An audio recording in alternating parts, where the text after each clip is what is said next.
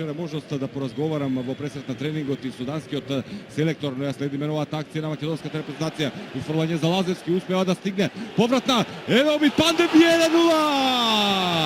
Овој надпревар на македонска телевизија.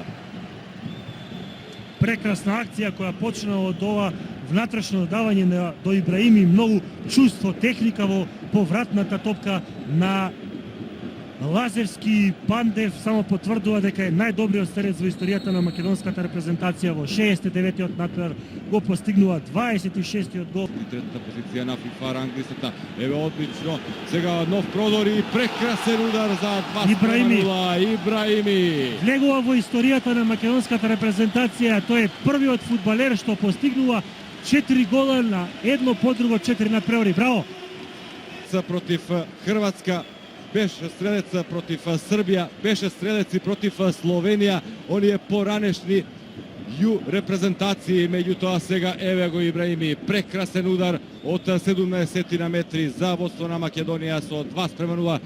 Горан веројатно по убав почеток не можеше да посакне сената. Јаковиќ да се покаже на белата точка, затоа што имаше ситуација. Новевски јако добра забележав за 3-0 по овој слободен удар што го изведува Тричковски. Македонија, она што го пропушти пред само 2,5 минути во 24-та минута, го претвора во водство со голот на Новевски.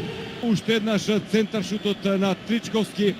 Новевски највисок во скокот, небранет, прекрасно ја сврти оваа топка, немоќен уште еднаш Мајхел. Македонија води со 3-0.